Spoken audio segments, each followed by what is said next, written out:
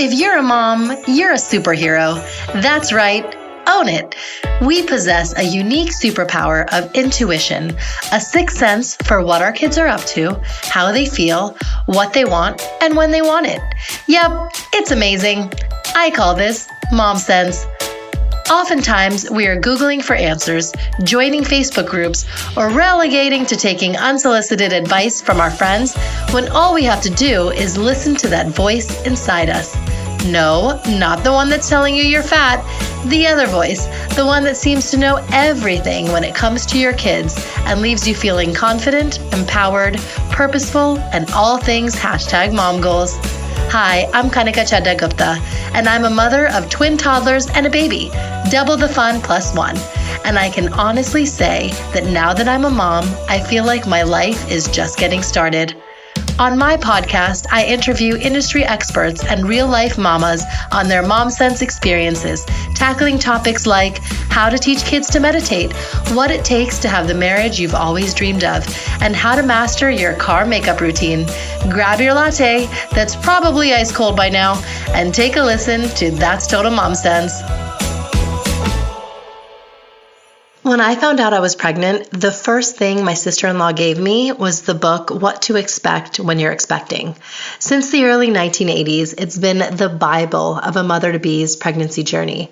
And now we have apps like The Bump, Ovia, Sprout, WebMD Pregnancy, and more that walk us through each trimester, week by week, illustrating how our baby goes from being the size of a blueberry to a watermelon. But what happens next? How come we aren't as informed about what happens during postpartum? I personally asked my OBGYN a bajillion questions, and she was a fellow twin mom, so had a lot of advice relevant to my situation.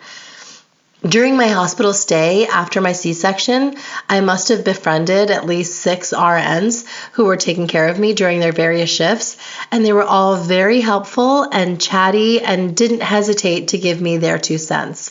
And of course, I was searching every topic under the sun on Google and YouTube, from how long does it take to recover from a C-section to when will my milk come in.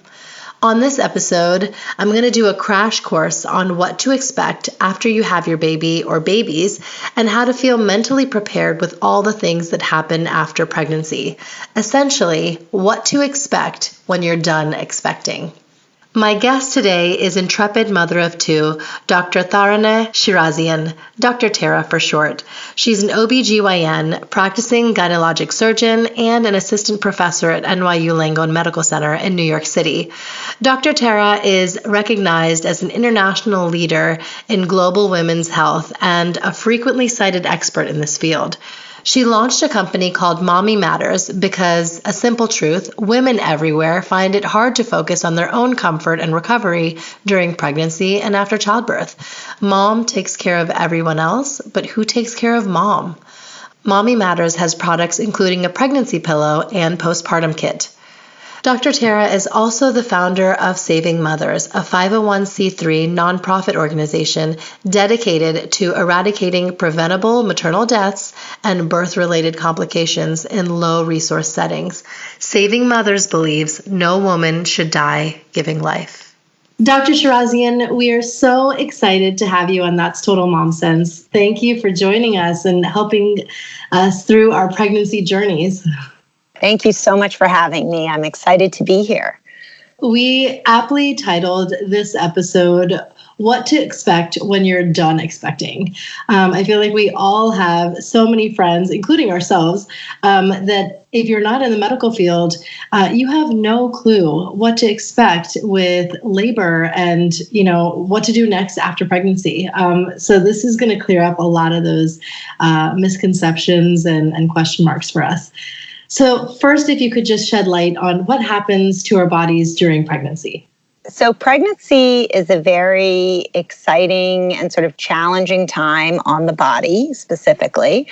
There are lots of new hormones that spike once the actual embryo implants in the lining of the uterus. And so from the very beginning of pregnancy, you get a surge in hormones that you don't typically have, like beta HCG, which then causes you to feel all sorts of things. Nausea being one of the kind of major symptoms of early pregnancy. And it is because of that hormone, the beta-HCG. So as the pregnancy starts to grow and develop and the placenta starts to grow and sort of feed the embryo, lots of things happen to the body. Your total blood volume increases tremendously. And so part of what you feel when you're pregnant, that bloating, sort of the gaining weight, the fluid distribution is really because of that increase in blood flow. And so that's one of those major sort of early changes that people often don't realize. And then as the pregnancy itself starts to grow and the uterus grows, basically everything changes. Your back muscles start to work harder, your ribs shift to accommodate this huge pregnant belly. Your hormones are in flux. A woman's body is pretty amazing in terms of how much it can change over the course of a pregnancy. So all of which woman will feel in terms of shifts in her hormone, weight gain, bloating, nausea, back pain.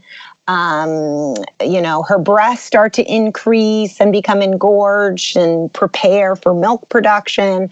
So everything that you're feeling is normal for the most part. I mean, clearly there are some, exceptions, but all of those things are within the umbrella of normal. Yes. Okay. I personally had twins, and so I got huge. And I want to know, were my organs shifting more to be able to accommodate two fetuses in my uterus? Probably, because your pregnancy was growing your uterus was growing at a faster rate. So you were always measuring larger than a singleton would measure, even if each baby is smaller, than a singleton baby would be. So the answer to that is yes. Your body has to grow even more, accommodate even more. You have to gain more weight. You have more blood flow everywhere. So definitely. Tell us about the frequency of appointments and why we're visiting our OBGYNs, every week in that last trimester. Yeah, so prenatal care is extremely important. I do a lot of work globally, and women often don't come in for their prenatal care appointments. And it's super important because at the prenatal visit, we pick up high-risk pregnancies, we pick up complications. In the setting of twins, we're really looking at your blood pressure towards the end, making sure you don't develop complications like preeclampsia, make sure you don't develop, make sure the baby is growing appropriately and you don't develop issues with the fetus, make sure there's nothing new going on. So I think that going in weekly is extremely important for both the mother and the baby.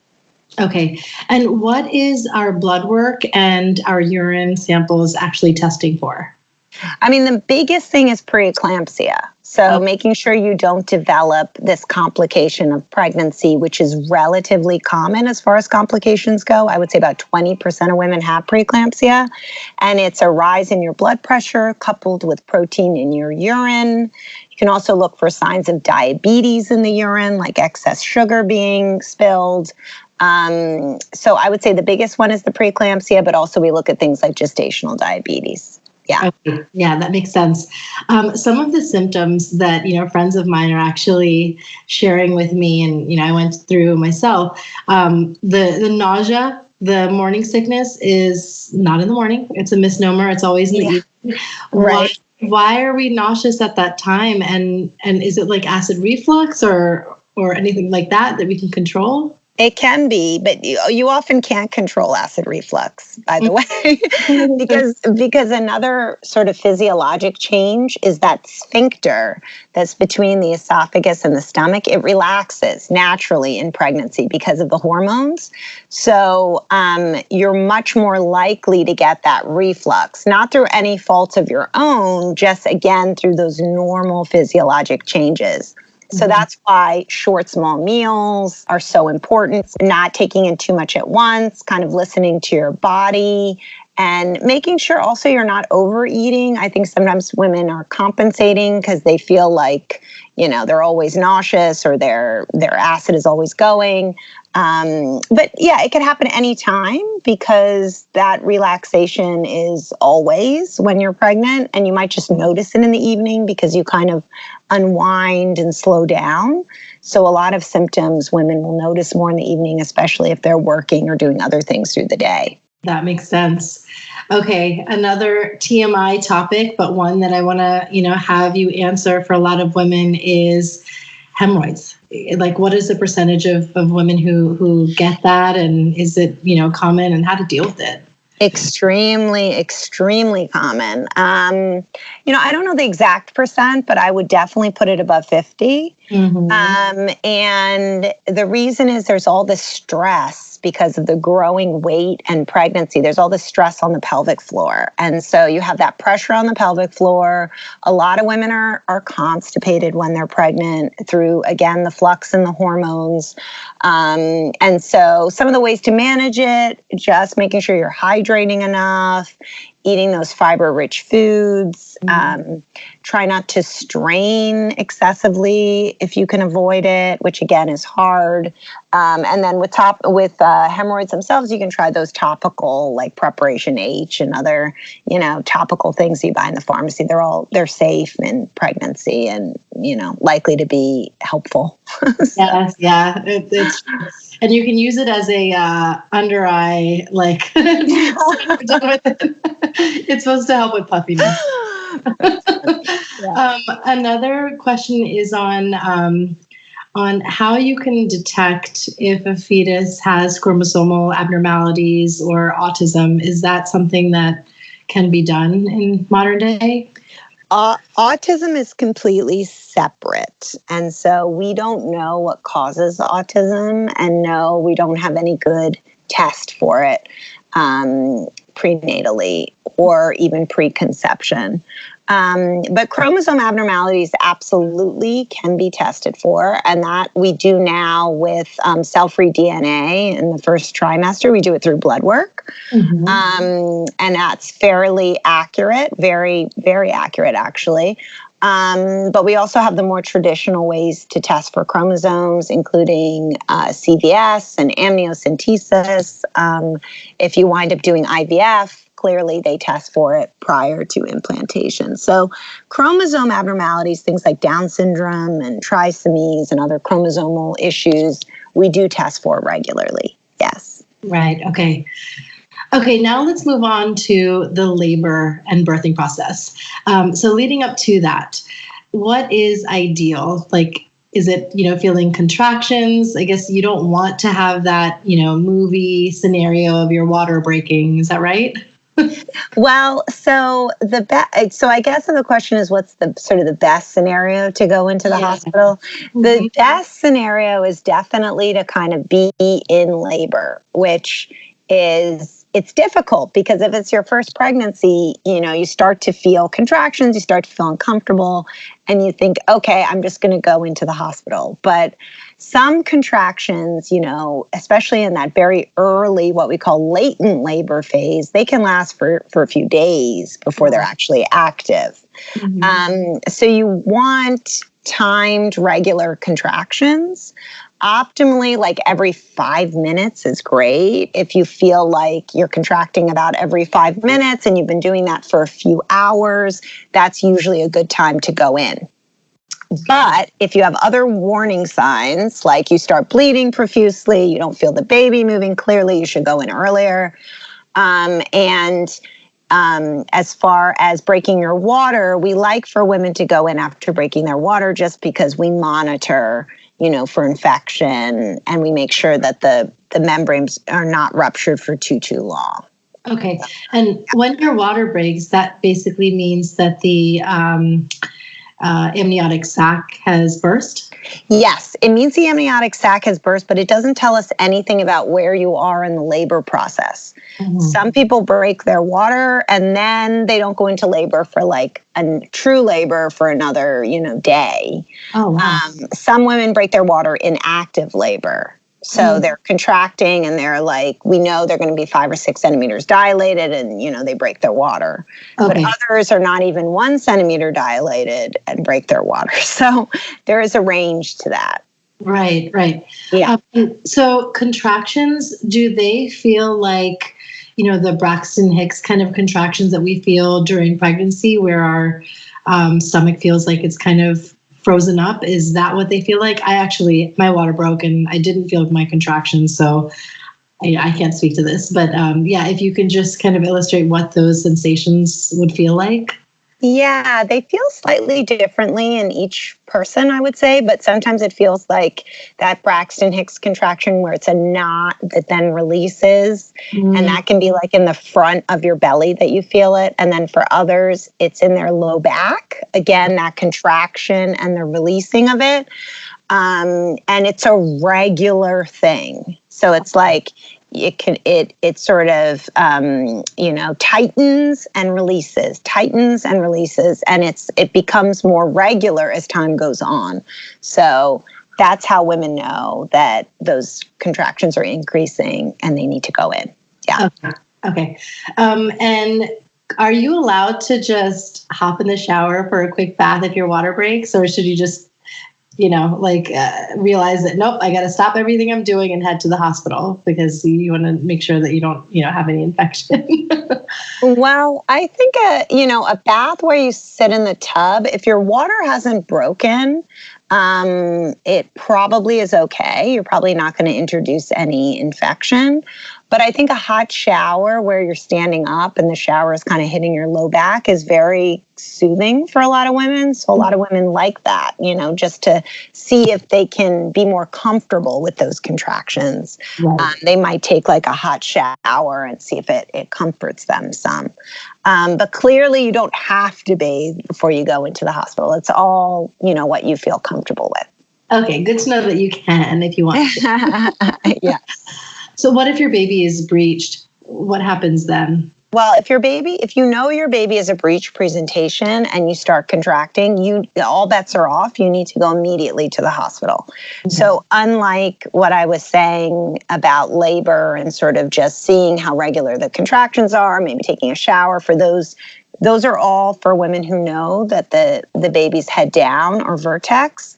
When the infant is breached, you want to go in immediately because once you start dilating, a lot of complications can arise. Mm-hmm. So you want to be in the hospital immediately. And most breech deliveries are C-section, right, to avoid any complications. In the United States, we very rarely do breech extractions due to the level of complications present with a breech delivery. Right. And so in an ideal world, you want to make it to 40 weeks and 38 or so if you're having more than one?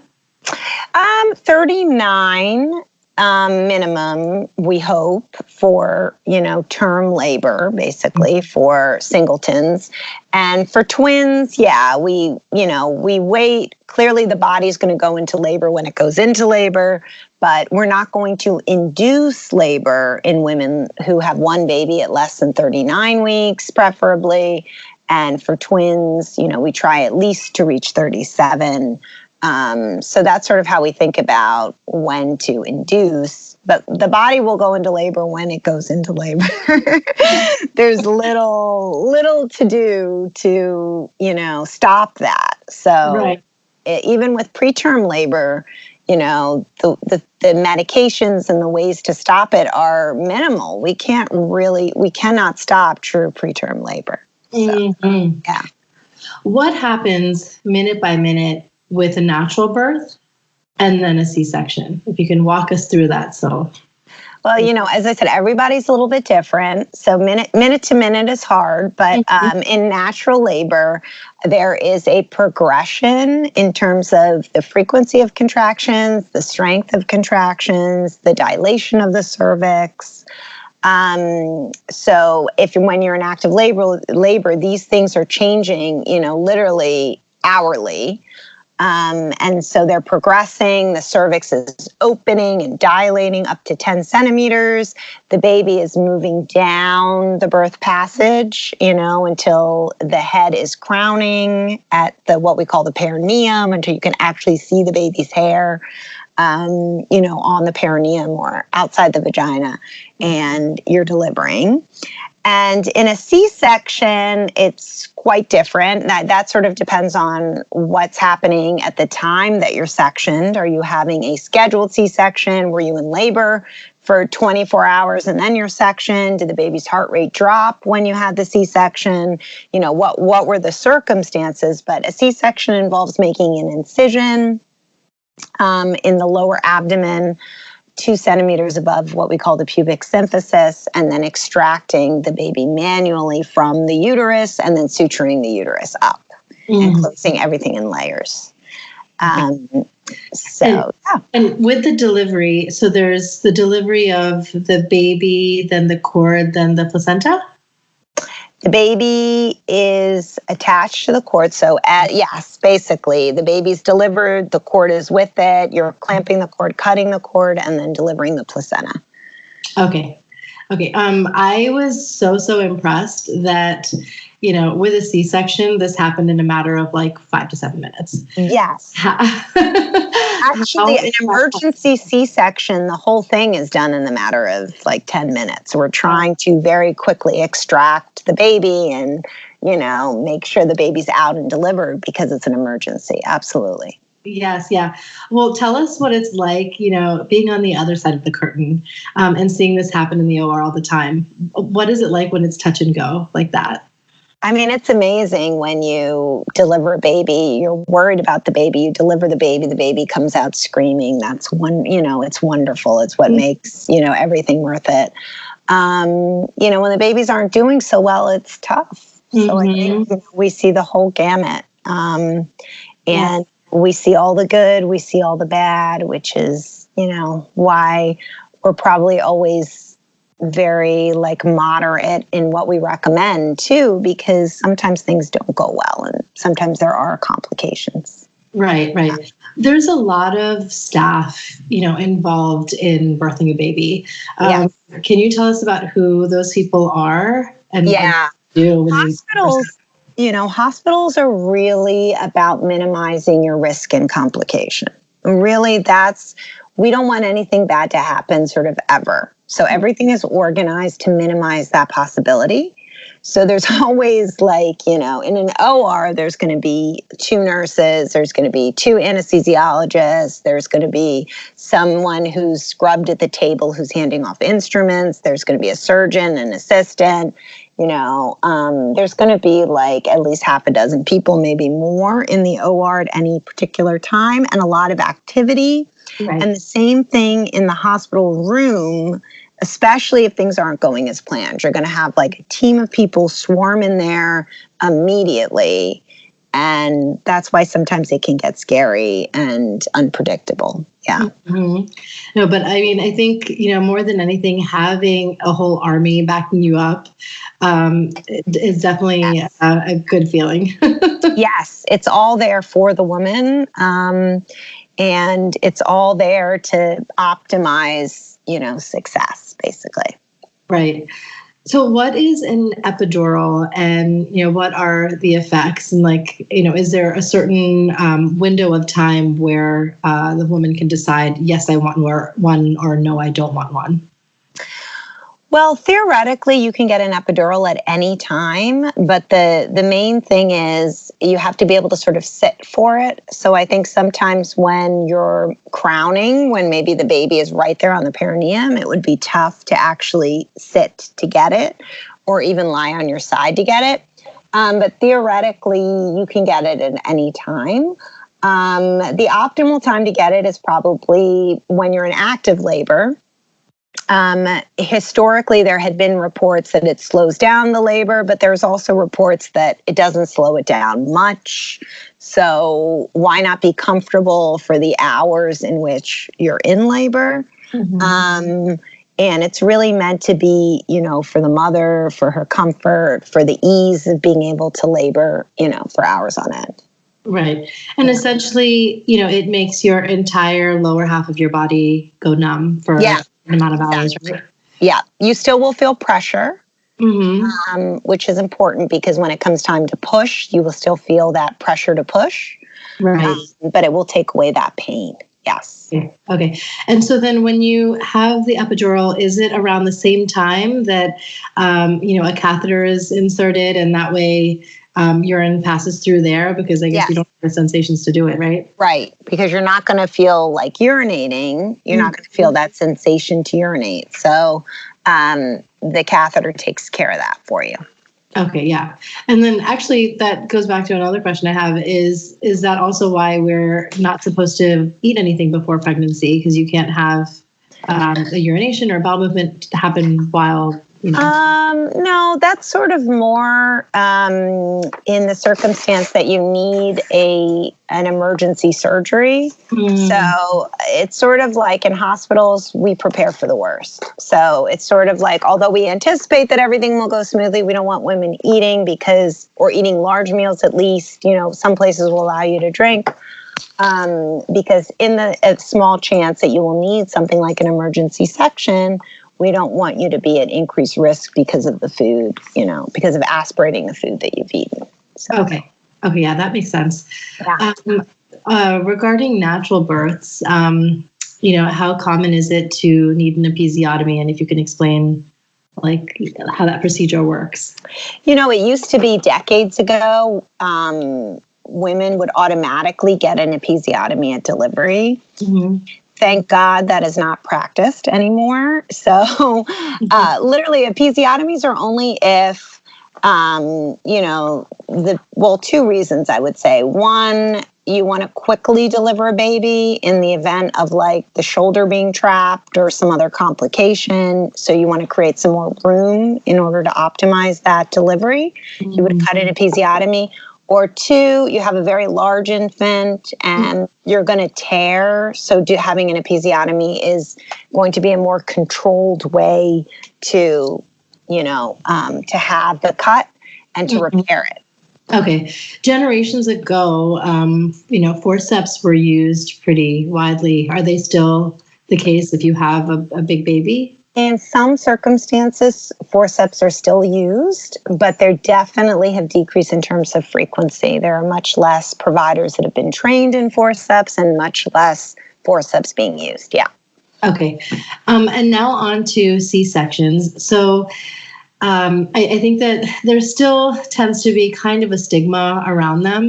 Many people, prefer the natural birth and don't want to have a C. And when they do, if they have to schedule one, as per doctor's orders, or if they have to have an emergency C, it just, it causes this bottle of nerves, right? So if you can tell us, I guess the efficacies of C-sections and why, how prone are you to infection and that kind of thing? What are the stats behind it? Yeah.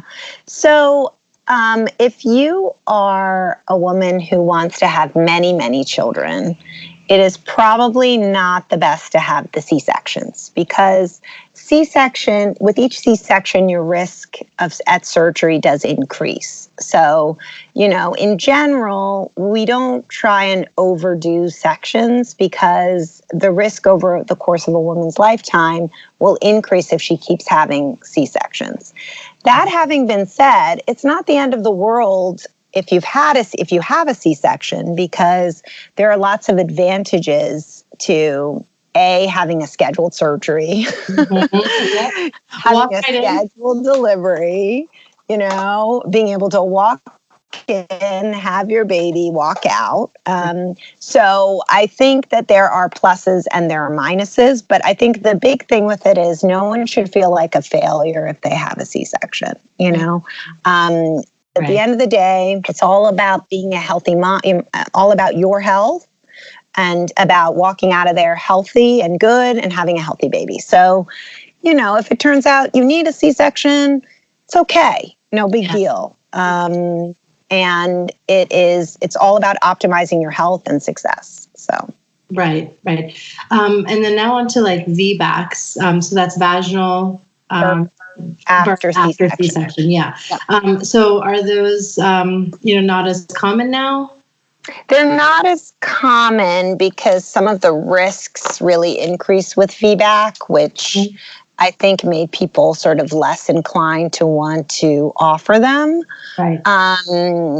But in certain situations, VBACs I think are fine and people do well with them. But we just, it's not as, again, there are more variables. So there's more risks with VBAC rather than having a scheduled section. So onto the aftermath. Now, mother is with baby and, she has her own room and, is kind of getting to know this new life that she's created. So what do we expect from this recovery process? There's RNs and your doctor in and out of your room, and I feel like they're checking vitals and the IV, and so much is going on. So if you can kind of paint a picture of what to expect after you're with baby. Right. So I think as far as the mom goes, there are lots of new things, both that you're feeling emotionally and that you're feeling physically. So, as far as the emotional goes, you've just had sort of this release and immediate decline in your hormones. And so it's very common to feel fatigued and sad and anxious and, all of those. We call it postpartum blues, which is very, very common in women right after delivery. Mm-hmm. And so recognizing that those feelings may be normal, but if they persist, they also may not. So it's sort of like just recognizing how you're feeling. And then the physical, the bleeding, the pain, the perineal pain, the swelling. If you've had a C-section, the incisional pain, the abdominal pain, difficulty moving and urinating and all those things, right, in that immediate postpartum. And so I think all those things are normal, but, clearly we want to optimize how we're feeling and, do what we can to make ourselves feel better. Sure.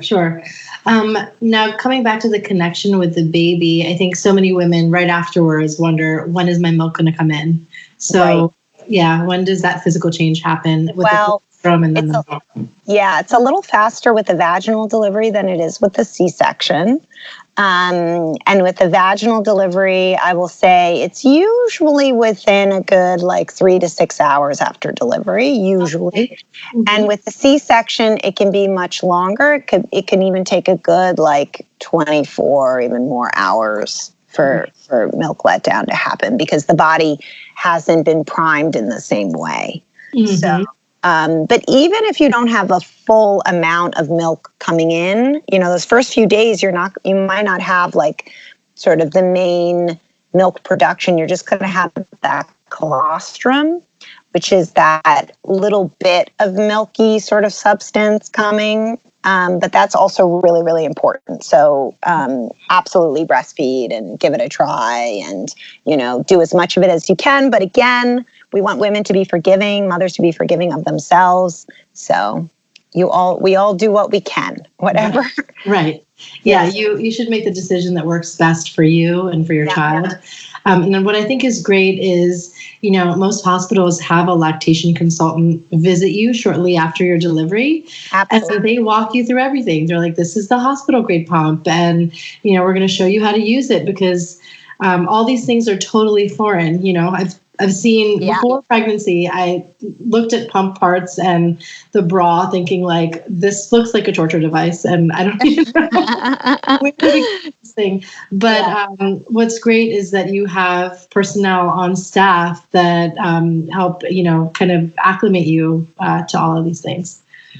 Back to recovery of the mother. So, how long is it normal to be bleeding if you have a natural or C-section? And then also, when should we kind of walk around and be mobile again? Well, you should try and get up and move around as quickly as possible because walking really helps with recovery.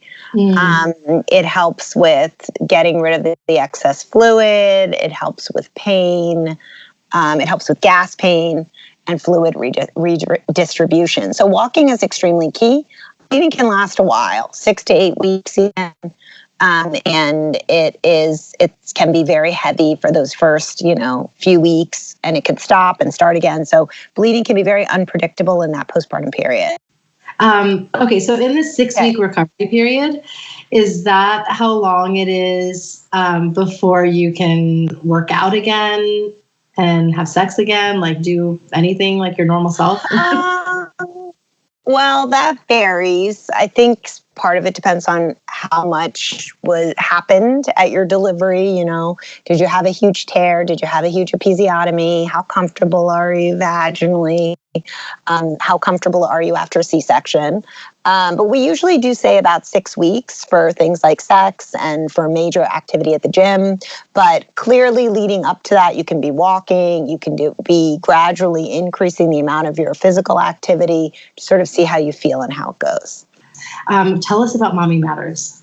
Yeah, so Mommy Matters is all about creating efficient, effective, health-enhanced products for women.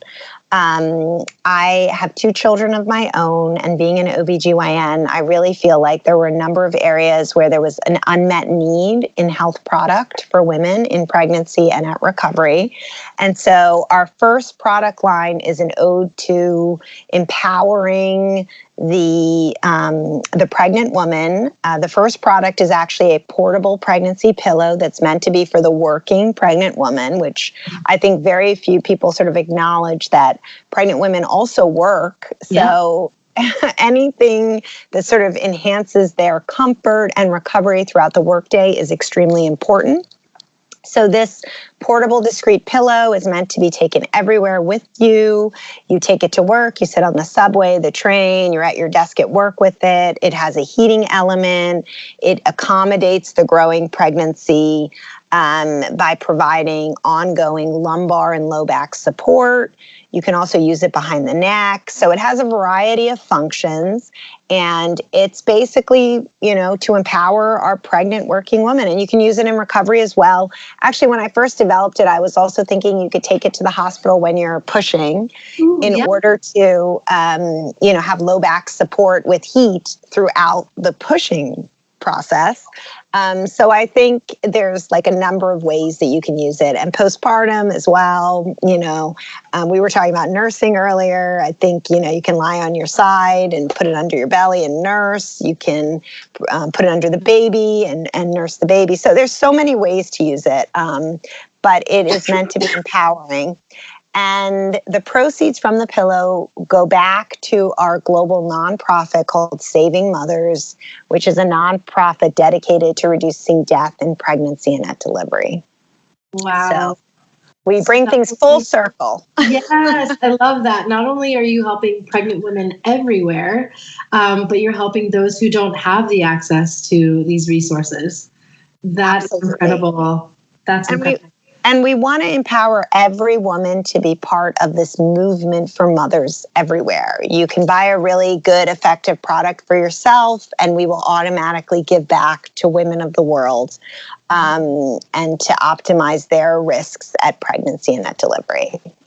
And so the pillow is first, but the second item is a postpartum underwear. It's a panty that's for the recovery process. So I'm so glad we're talking about recovery. And recovery is a very, like we just said, uncomfortable period of time. So the underwear is meant to be cooling. It has a cooling element to it. It has a super absorbent crotch for the excess bleeding that you have at delivery. It has a mesh open weave around like a C-section incision. It's flexible and breathable. And it's meant to be an enhanced underwear for the recovering woman. So wow. And these are machine washable? Machine washable. And as I said, the crotch is super absorbent. So you can use a pad if you're not bleeding as heavy and you don't want to, you don't have to. So there's that element. Oh my goodness. Well. Wow. I wish I had this when I was delivering my 3 kids. That's incredible, because everyone I know just used to ask for extra mesh underwear from hospital, and you're wearing these like mile-long pads, and and they still leak, and it's just a whole awful process. So that's great that you're solving that problem for women. And then there's also like a Heal and Restore Essentials kit. What's in that? So that's our recovery kit. And that's going to have the few items that a mom needs for herself at recovery. So it'll include the underwear. There'll be an anesthetic spray that's sort of enhanced that will allow for topical anesthetic relief. There will be an essential oil just for kind of a calming, soothing effect for the mom. There are nipple guards with lanolin cream in them. So a few like sort of medically enhanced products that will allow for better recovery. And we envision this on like a baby registry or as a gift, or a mom could buy for herself or a family could buy it for her, clearly. But again, it's all about prioritizing the woman and prioritizing the mother. Right. And all of our products aim to do that, to kind of showcase both the work that we do here and the work we do globally, and make each woman part of our, what I like to call the Mommy Matters movement, where everything we do goes back to women and mothers globally. So where can we purchase, items from Mommy Matters? Yes. So our website is mommymatters.com. So you can see all the products there. The first product, the pillow, is actually currently available on Amazon. So if you go to amazon.com, you can search Mommy Matters pillow and it will come up. It makes a great gifting item as well if you don't need it for yourself. But I just encourage everyone to pick it up, give it a try. Give back to both themselves and to mothers globally, and to kind of join us in this effort to make women's health and mothers' health a priority, both here and everywhere in the world. Absolutely. And what about Saving Mothers? How can we learn more about your nonprofit? Yes. So our nonprofit is at savingmothers.org. You can see all the initiatives that we have globally, all of our low-cost, high-impact programs, our training programs, and everything we do globally to empower women and to empower the providers that take care of women. Wonderful. I have a few questions that I love asking my guests. One is your mom sense moment, one moment where you truly trusted your sixth sense. And one of our very first trips, we went to Guatemala. We got sort of asked to come there because there was a mudslide there that had basically decimated the women and the population that were living in the very rural area on the mountainside. And so they had set up this like makeshift hospital clinic. And one of the first people that came into that clinic was a woman who had lost all of her children in the mudslide, actually her whole family. It was very sad. And she was pregnant. And I just said, you know what, we need, and she was term. She's term, she needs to deliver. And who knows what's going to happen if we send her home. Like, she can't even reach her home. Everything's been destroyed. And we scanned her, and actually we found that the baby was breech and had very little fluid.